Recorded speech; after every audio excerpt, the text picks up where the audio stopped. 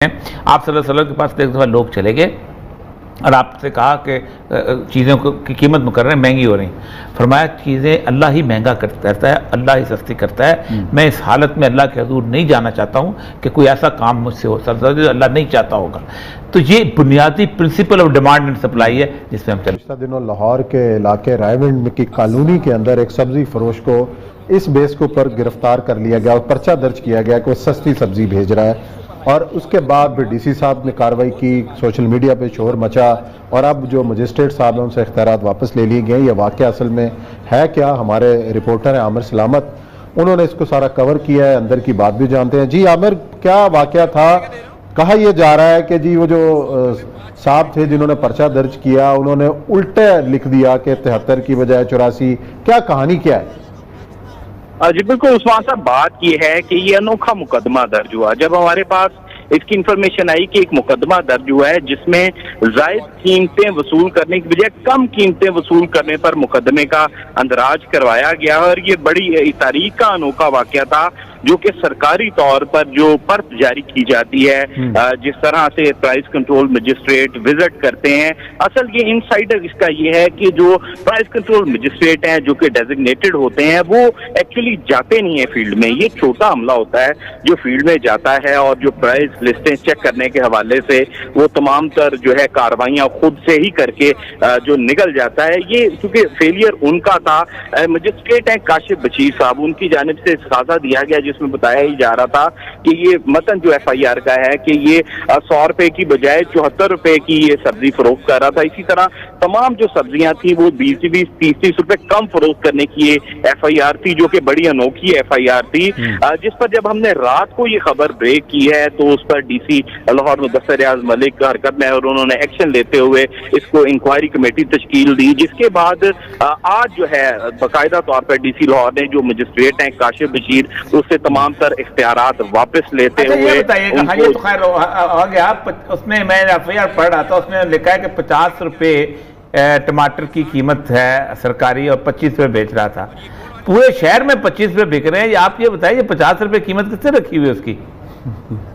جی بالکل، یہ جس طرح سے پورے شہر میں یہ 50 روپے ڈی سی کی قیمت رکھی ہوئی ہے اس کی. وہ 20 سے 25 روپے ہر جگہ مل رہا ہے ٹماٹر.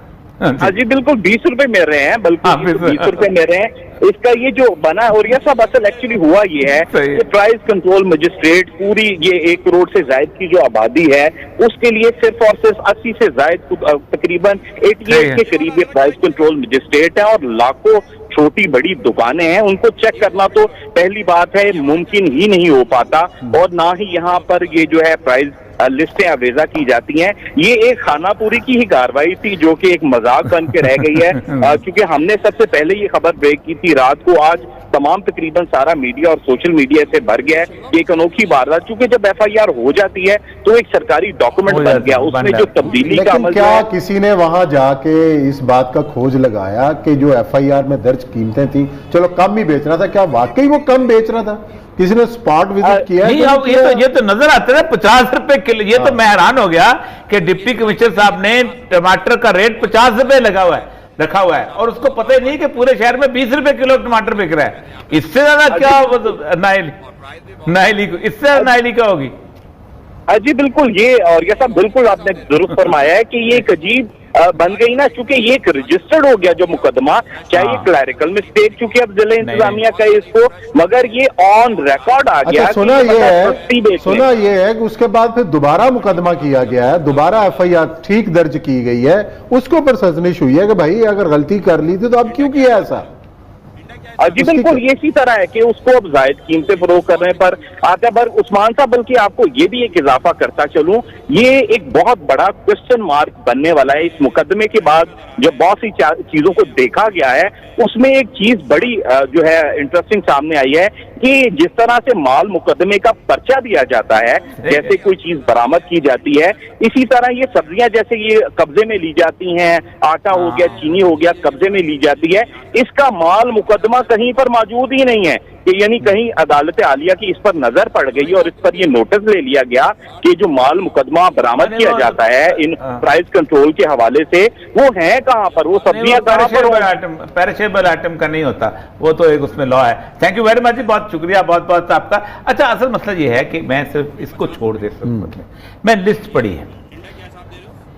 لسٹ جو ہے آج سے کوئی 2.5 مہینے پہلے جو ڈی سی صاحب نے بنا دی تھی نا, ان کو پتہ ہی نہیں کہ شہر میں کچھ چیزیں سستی بھی ہو گئی. ٹھیک ہے, وہ انہوں نے وہیں قائم رکھی ہوئی ہے اور اس کے حساب سے وہ چل رہا ہے اس ملک کے اندر. اچھا اب صورتحال یہ ہے کہ یہ اس کو آپ نے کیسے دیکھ, میں تو پہلے دن سے کہتا ہوں, ہمیشہ سے میں نے زندگی میں کبھی بھی اپنے ڈسٹرکٹ کے اندر رسول اللہ صلی اللہ علیہ وسلم کے حدیث کے مطابق کبھی پرائس لسٹ نہیں دی. صرف یہ کیا ہوا کرتا تھا کہ آمد و رفت. آپ سوچ سکتے ہیں کہ چیزیں جو تھیں نا وہ کبھی مہنگی نہیں ہوئی. ایک محمد خیل کیمپ ہوتا تھا وہاں پر افغان ریفیوجیز کا, یہ تھا دال بندی ان کے ساتھ. صحیح. وہاں کوئٹے سے تقریباً نصف ریٹ پہ گوشت ملتا تھا. فیصل آباد سے وہ اور ادھر سے سرگودے سے وہ کینو منگاتے تھے اور کوئٹے سے سستے کینو ہوتے تھے. تو ہم نے پوچھا ان سے جا کے, حالانکہ مہاجر سے بیچارے, تو ہم نے کہا کہ لوگ جو تھے چاغی کے لوگ وہاں جا کے شاپنگ کرتے تھے. اس نے کہا مسئلہ سارا صرف یہ ہے کہ ہم نے کبھی یہاں ریٹ رکھے ہی نہیں. لوگ آتے ہیں, ہماری چیزیں بک جاتی ہیں, ہم اور لے کے آ جاتے ہیں.